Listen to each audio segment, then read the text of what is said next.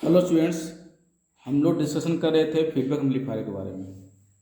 तो मैंने बताया कि जो जनरल इक्वेशन होता है A physical to A by 1 + A beta for negative feedback, ठीक है,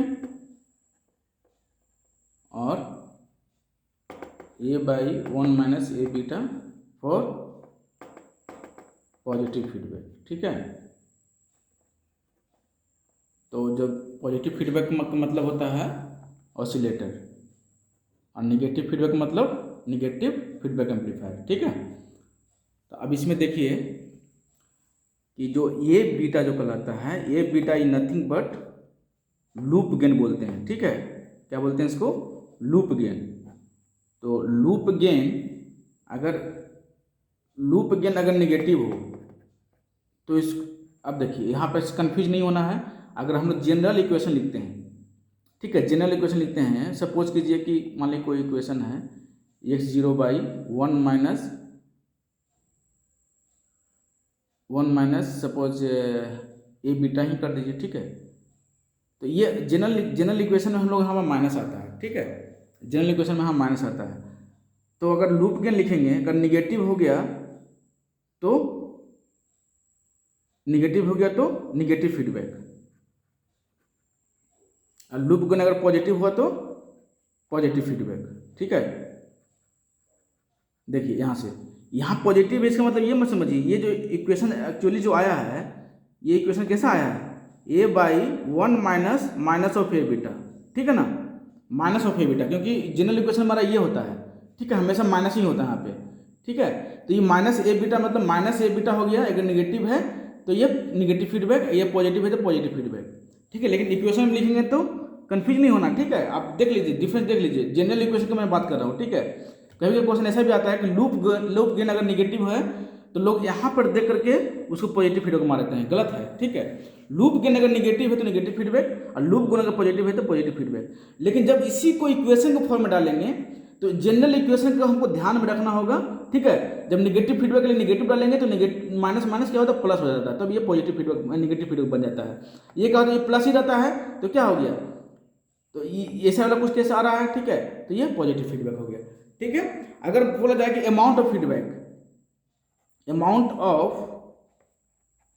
कितना होगा?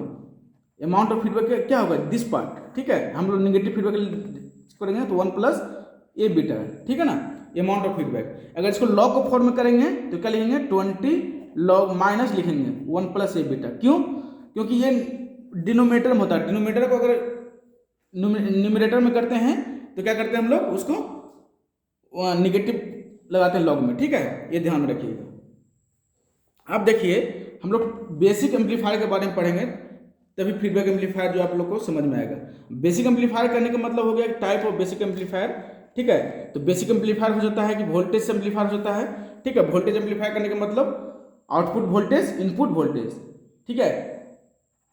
अब करंट एम्पलीफायर के बारे में करने का मतलब हो गया आउटपुट में करंट और इनपुट में भी करंट।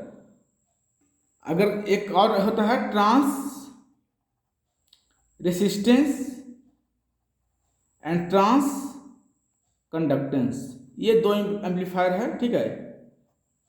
तो इसको क्या होता है कि आउटपुट में वोल्टेज, इनपुट में करंट होता है, तब उसको बोलते हैं ट्रांस रेसिस्टेंस एम्पलीफायर, ठीक है।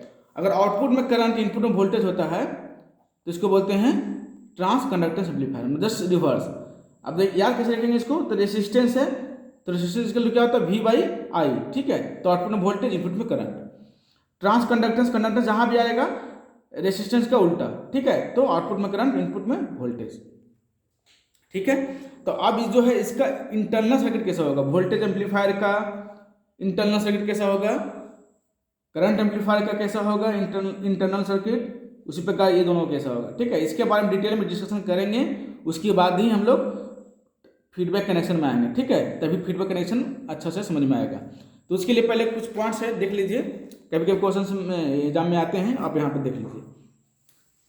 बेसिक एम्पलीफायर कितना बताया अभी? 4 टाइप का: voltage amplifier, current amplifier, trans conductance amplifier and trans resistance amplifier. अब देखिए यहाँ पे, तो इसमें क्या होता है? इनपुट वोल्टेज जैसे बताया, आउटपुट वोल्टेज, एक्सेस मतलब इनपुट, S0 मतलब आउटपुट वोल्टेज, आउटपुट, ठीक है। तो आउटपुट वोल्टेज होता है इसमें input current, input output current, trans conductors में input voltage, output current, trans resistance में इनपुट करंट और आउटपुट वोल्टेज।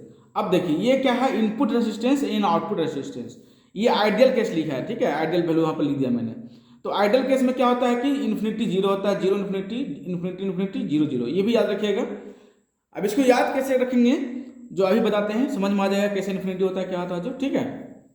तो बस ये क्वेश्चंस बहुत इंपॉर्टेंट है, कंपटीशन एज वेल एज आपका जो एग्जाम होता है डिप्लोमा का उसमें भी आता है, इसलिए इसको बढ़िया से पढ़ लीजिए, देख लीजिए, ठीक है, और उसके बाद इसको बाय हार्ट कर लीजिएगा। अब देखिए मैं डिस्कशन कर रहा हूँ circuit for voltage amplifier. Voltage amplifier मतलब क्या, आउटपुट में भी वोल्टेज, इनपुट में भी वोल्टेज। अब देखिए एक्सक्यूज मी, तो मैं क्या कर रहा हूँ कि देखो ये हमारा सर्किट है, सर्किट फॉर वोल्टेज एम्पलीफायर। तो आउटपुट में वोल्टेज के बारे में देखते हैं, ठीक है। तो पहले इनपुट में देखते हैं, तो वोल्टेज सोर्स हो गया ना, ये वोल्टेज सोर्स। अब क्या है हमारा ये इनपुट रेसिस्टेंस हो गया, ये आर एस मतलब वोल्टेज सोर्स में एक RS लगा रहता है, ठीक है। जब भी हम लोग वोल्टेज सोर्स लिखते हैं तो ऐसा लिखते हैं VS और एक RS लिखते हैं, ठीक है, हमेशा जब भी वोल्टेज सोर्स लिखेंगे। अब करंट सोर्स लिखेंगे तो करंट IS और पैरेलल में रहेगा एक RS, ठीक है, इसमें सीरीज में होता है, इसमें पैरेलल में होता है। तो ये इतना क्या हो गया, वोल्टेज सोर्स का पार्ट हो गया। और ये क्या हो गया, input resistance of the internal circuit. जैसे मान लीजिए ट्रांजिस्टर है, ठीक है, तो ट्रांजिस्टर में बताए थे कि इंटरनल रेजिस्टेंस होता है, तो वो इंटरनल रेजिस्टेंस, ठीक है। और आउटपुट में क्या होगा, आउटपुट में क्या होगा, ये देखिए ये एक आउटपुट वोल्टेज रेजिस्टेंस होगा, ठीक है। और ये होता है गेन होता है, ठीक है। ये भी क्या है, जब भी वोल्टेज गेन लिखेंगे तो एक मतलब गेन, अब भी लगा दिए तो वोल्टेज गेन, ठीक है। तो ये हो वोल्टेज गेन, ये वोल्टेज गेन इनटू VI कौन सा है हमारा, इनपुट वाला वोल्टेज, ठीक है। ये RO बता दिए, आउटपुट रेजिस्टेंस होगा यहाँ पे, ठीक है। एक RL क्या होगा यहाँ से, जहाँ से हम लोग आउटपुट लेते हैं, एक्चुअल आउटपुट लेते हैं, ठीक है। तो आउटपुट रेजिस्टेंस हो गया हमारा, आउटपुट लोड रेजिस्टेंस हो गया, सॉरी। तो अब देखिए इफ RI इज इन्फिनिटी रखने से क्या क्या फायदा होता है, तो full VS is appear as input of amplifier, ठीक है। मान लीजिए कि यहाँ से वोल्टेज अगर हम सप्लाई कर रहे हैं, अब यहाँ पर लॉस्ट हो गया, पूरा का पूरा खत्म हो गया RS के पास, ठीक है। तो फिर फायदा क्या हुआ, फिर तो हमको मेरा सर्किट में पहुँचे ही नहीं, सर्किट में वोल्टेज। तो इसलिए क्या करते हैं कि RS का वैल्यू कम से कम रखते हैं और RI का वैल्यू ज़्यादा से ज़्यादा रखते हैं। तो आइडियल केस क्या होता है, इन्फिनिटी रखते हैं, और इन्फिनिटी तो रख नहीं सकते हैं, तो इसका वैल्यू बहुत हाई रखते हैं जनरली, ठीक है। तो यहाँ पर लिखे हैं, क्यों लिखे हैं, देखिए क्यों, रीजन क्या है, full VS is appear as input of the amplifier, that is VI equal to VS, ठीक है। Operation become independent of source resistance. क्या होगा, इसका वैल्यू अगर कम कर देंगे तो क्या होगा, यहाँ पे कुछ भी वोल्टेज ड्रॉप नहीं होगा, सारा का सारा वोल्टेज कहाँ अपीयर होगा, RI के पास होगा। अब देखिए इफ R नॉट मतलब आउटपुट रेजिस्टेंस इज जीरो, अगर ये जीरो तो क्या होगा, तो V0 बिकम्स मैक्सिमम। अब हम लोग क्या चाहिए, RL के पास मैक्सिमम वोल्टेज चाहिए, क्योंकि जब इनपुट में हम लोग डाल रहे हैं, आउटपुट कहाँ से ले रहे हैं, RL से ले रहे हैं, तो आउटपुट में RL से ले रहे हैं कि मतलब मैक्सिमम वोल्टेज यहाँ पर होना चाहिए। तो चूंकि मैक्सिमम वोल्टेज होने के लिए क्या होना चाहिए, V directly proportional to IR होता है ना, V इक्वल टू IR, तो V directly proportional to R। तो R जितना ज़्यादा होगा उतना ही ज़्यादा V होगा हमारा। तो RL का वैल्यू बहुत ज़्यादा होना चाहिए, अगर इसका वैल्यू ज़्यादा होना चाहिए, इसका मतलब R0 का वैल्यू बहुत ही कम होना चाहिए, ठीक है ना। अगर आइडियल केस लिया जाए तो 0 होना चाहिए, तो V0 बिकम्स मैक्सिमम, ठीक है। V0 becomes independent on RL, ठीक है, समझ में आ गया होगा। ये भी बताते हैं voltage open circuit voltage gain होता है, ठीक है, स्मॉल v। अब देखिए एक ये भी देख लीजिए, open circuit voltage gain is the maximum voltage gain. Open circuit जहां भी आएगा तो समझ लीजिए कि वो मैक्सिमम वोल्टेज गेन है, ठीक है, जहां पे RL ओपन होता है। सर्किट फॉर करंट एम्पलीफायर बताया कि करंट सोर्स से हम लोग ऐसे लिखते हैं, ठीक है। तो ये जैसे इंटरनल सर्किट है, इंटरनल सर्किट जो है RI रहेगा ही, ठीक है, RI रहेगा, क्योंकि ये आउटपुट में भी करंट है, तो हम लोग ऐसा लिखते हैं इंटरनल सर्किट, ठीक है। ये देख रहे हैं ना, यहाँ पर प्लस माइनस वोल्टेज सोर्स लगाए थे, यहाँ पे करंट सोर्स लगाए हैं, क्योंकि आउटपुट में करंट है, यहाँ पर आउटपुट में वोल्टेज था। तो आउटपुट में करंट है तो हम लोग ऐसा लिख दिए, R0 होगा। तो चूंकि ये करंट सोर्स है, इसलिए इसका जो आउटपुट रेजिस्टेंस होगा वो पैरेलल में होगा। उसी प्रकार से चूंकि ये सोर्स करंट है तो आर एस भी क्या होगा, पैरेलल में होगा। ठीक है, अब देखिए, अब आई यहाँ पे आई एस जब फ्लो हो रहा है तो ये अगर मान लीजिए कि बहुत ज़्यादा हो, आर एस का वैल्यू बहुत ज़्यादा होगा, तभी तो क्या होगा कि आई जो मैक्सिमम आई जो है आर आई के पास जाएगा। अगर मान लीजिए कि बहुत कम है, आर एस का वैल्यू मान लीजिए कि हम जीरो मान लिए, सपोज कि जीरो मान लीजिए, तो मतलब क्या होगा, शॉर्ट हो गया, तो आई एस क्या होगा, सारा का सारा आई एस इसके थ्रू निकल जाएगा। तो फिर फायदा क्या हुआ, क्योंकि हमको जो करंट हम लोग दे रहे हैं, मैक्सिमम करंट कहाँ जाना चाहिए, सर्किट में जाना चाहिए। तो मैक्सिमम करंट सर्किट में जाने के लिए आर एस का वैल्यू बहुत ज़्यादा होना चाहिए और आर आई का वैल्यू बहुत कम होना चाहिए, तब मिल जाएगा मैक्सिमम करंट। क्योंकि अगर ये पाथ में रेजिस्टेंस नहीं होगा तभी तो पाथ फॉलो करेगा। ठीक है, तो इसीलिए इनिशियल जो मतलब आर आई का वैल्यू जो होता है हम लोग जीरो रखते हैं। ठीक है, तो यहाँ पे रीजन लिख दिए, यहाँ पे full source current flows into the amplifier as input I I equal to I S. ठीक है, जितना भी आई एस हम लोग फ्लो करें यहाँ पे चला जाएगा। Operation become independent on R S. ठीक है, इफ आर ओ इज, अब यहाँ पे इसको रखते हैं इन्फिनिटी। हम जानते हैं कि आउटपुट कहाँ से लेते हैं, आउटपुट हम लोग आर एस लेते हैं, ये हमारा आउटपुट हो गया। ठीक है, तो यहाँ से मैक्सिमम आउटपुट लेने के लिए क्या होना चाहिए कि ये बहुत ज़्यादा रेजिस्टेंस होगा तभी तो मैक्सिमम करंट यहाँ पे चला जाएगा, क्योंकि करंट सोर्स है। तो मैक्सिमम करंट जाने के लिए क्या होगा, इसका वैल्यू बहुत ज़्यादा होना चाहिए ताकि यहाँ पे करंट इंटर ना करे। ठीक है, तो इसलिए हम लोग आर जीरो का वैल्यू बहुत हाई लेते हैं, आइडियल केस में इन्फिनिटी। तो देख लीजिए यहाँ जो लिखा हूँ मैं। ठीक है, अब देखिए, अब ये दोनों समझ में आ गया होगा। तो ये दोनों सर्किट, ये दोनों का कम्बिनेशन है। ठीक है, तो अब मैंने दिखा है ट्रांस रेसिस्टेंस। तो रेसिस्टेंस बताया था कि क्या होता है, आउटपुट में वोल्टेज, इनपुट में करंट। तो आउटपुट में वोल्टेज मतलब ये सर्किट होगा ना, ये आउटपुट में वोल्टेज, ये क्या लिखे हैं, गलती है यहाँ पे। ठीक है, आउटपुट में करंट, इनपुट में भी करंट बनाया है। ठीक है, यहाँ पे थोड़ा सा मिस्टेक हो गया सर्किट में। ठीक है,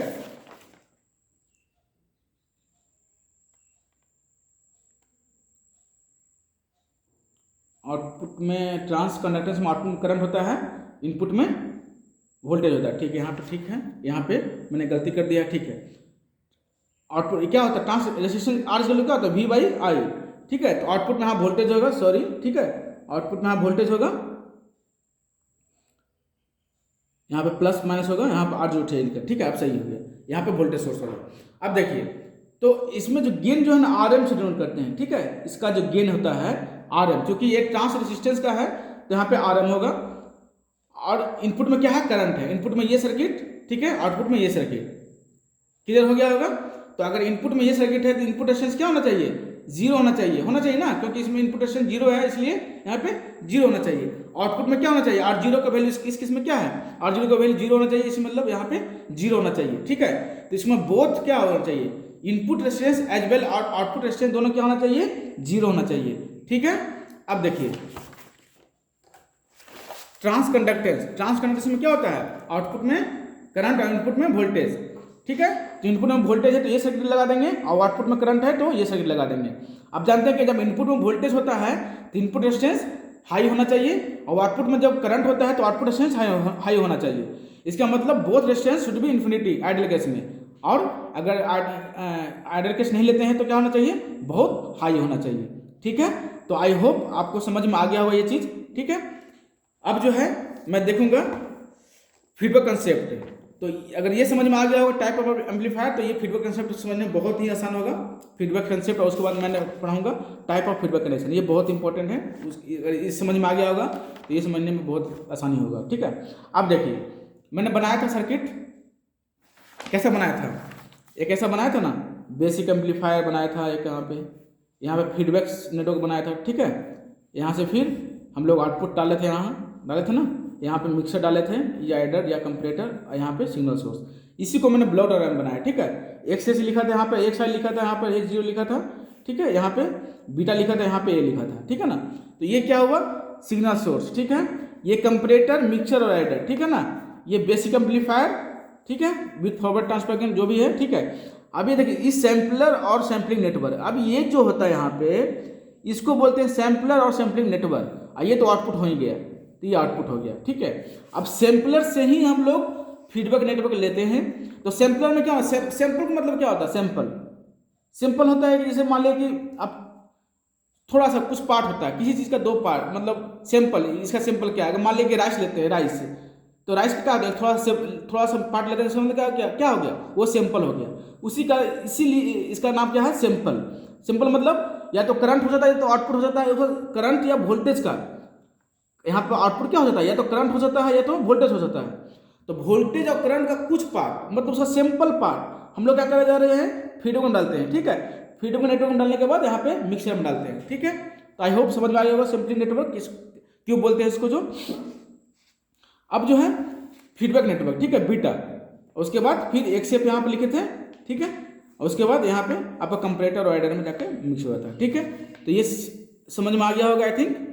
ठीक है, अब देखिए यहाँ पे मैं पढ़ देता हूँ। ठीक है, द आउटपुट क्वांटिटी इधर वोल्टेज और करंट, ठीक है, या तो वोल्टेज हो जाता है या तो करंट हो जाता है, सैंपलिंग नेटवर्क। ठीक है, output quantity is sample by means of suitable sampling network और sampler and is fed to the feedback network which has function of output signal is combined with the external source. ठीक है, यहाँ पे आने के बाद signal through a mixer network and fed into the basic amplifier. ठीक है, यहाँ से आने के पास होने के बाद यहाँ पर मिक्स होगा, मिक्स होने के बाद फिर यहाँ पे बेसिक नेटवर्क में चला जाएगा।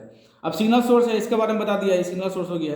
फीडबैक नेटवर्क के बारे में देख लीजिए, the function of this network is to return a fraction of output energy voltage और current to the input of the amplifier. ठीक है, सैंपलिंग नेटवर्क क्या है, sampling network are of two types namely voltage sampling network और current sampling network. ठीक है ना, अब वोल्टेज सैंपलिंग नेटवर्क कैसा होता है और करंट सैंपलिंग नेटवर्क कैसा होता है वो देख लीजिए। देखिए वोल्टेज होने के लिए कैसा नेटवर्क रहेगा कि मान लो यहाँ से वोल्टेज हमारा पास हो जाए। ठीक है, कैसा, यहाँ पर मान लें कि ये मेरा वीज हो रहा है। ठीक है ना, तो वोल्टेज जो है हमेशा जो है कैसे मेजर होता है, ऐसा मेजर होता है। ठीक है ना, ये मान लें कि VS है। ठीक है, तो हमेशा इसके अक्रॉस मेजर होता है। ठीक है ना, यहाँ पे सब RS भी होता है। ठीक है, तो इसके अक्रॉस मेजर करते हैं। ठीक है, तो जब भी होना चाहिए अक्रॉस मेजर होना चाहिए। तो अगर इस फीडबैक नेटवर्क में अगर वोल्टेज को लाना होगा तो कैसा कनेक्शन करेंगे आउटपुट में, अगर ऐसा कनेक्शन करेंगे तो हम लोग तभी हम लोग फीडबैक में वोल्टेज डाल पाएंगे। तो इस प्रकार से जब कनेक्शन होता है तो बोलते हैं वोल्टेज सैंपलर। ठीक है, अगर करंट रहे, अगर करंट हमें जानते हैं कि सीरीज में चलता है, ऐसा चलता है, मान लीजिए कि ऐसा है, ये मेरा है। ठीक है, तो यहाँ से वोल्ट करंट जाएगा तो करंट जो है कहीं, अगर मान ली करंट कहीं ब्रेक नहीं होना चाहिए सर्किट में। ठीक है ना, उसके बाद करंट यहाँ फ्लो होना शुरू हो जाएगा। ऐसा अगर नेटवर्क रहा तो ठीक है ना, करंट ऐसा ऐसा ऐसा फ्लो होना शुरू करेगा। देखिए यहाँ नेटवर्क से ये करंट मान लीजिए यहाँ चल रहा है, ये करंट यहाँ से होते हुए यहाँ निकल जाएगा। ठीक है, तो देखिए, तो करंट जो सैंपलर होना चाहिए मेरा ऐसा होना चाहिए, वोल्टेज सैंपलर कैसा होना चाहिए, ऐसा कनेक्शन होना चाहिए। तो इस टाइप ऑफ कनेक्शन को बोलते हैं संट कनेक्शन, इस टाइप ऑफ कनेक्शन को बोलते हैं सीरीज कनेक्शन। ठीक है, याद रखिएगा। ये वोल्टेज सैंपलिंग हो गया, ये करंट सैंपलिंग हो गया। ठीक है, कंपैरेटर बता दिए, कंपैरेटर भी बोलते हैं, एडर भी बोलते हैं और मिक्सर भी बोलते हैं। Comparator network is of two types namely series mixer and shunt mixer. ठीक है, एज शोन इन फिगर। अब देखिए हम इनपुट से आउटपुट से आगे फीडबैक नेटवर्क से होने के बाद यहाँ पे आ रहे हैं।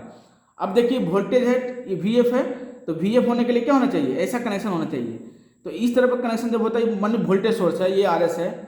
ठीक है, तो वोल्टेज सोर्स में इस प्रकार से जब ऐड होता है तो हम लोग बोलते हैं सीरीज मिक्सर। ठीक है, अभी मान लीजिए करंट सोर्स भी हो सकता है इनपुट में, तो अगर इनपुट में करंट सोर्स होगा तो हम लोग करंट को इस प्रकार से हम लोग ऐड करते हैं, तो क्या हो गया, ये शंट मिक्सर। ठीक है, और करंट मिक्सर ही बोलते हैं इसको। ठीक है, करंट मिक्सर उसी प्रकार से यहाँ बोलते हैं, और वोल्टेज मिक्सर। ठीक है, तो इस प्रकार से हम लोग क्या क्या देखें, सैंपलर, वोल्टेज सैंपलर के बारे में देखें, करंट सैंपलर के बारे में देखें, और सीरीज मिक्सर के बारे में देखें, और शंट मिक्सर के बारे में देखें। ये चार चीज़ आपको फीडबैक नेटवर्क में समझना बहुत जरूरी है, तभी आप लोग को आगे की बात समझ में आएगी। ठीक है, थैंक यू।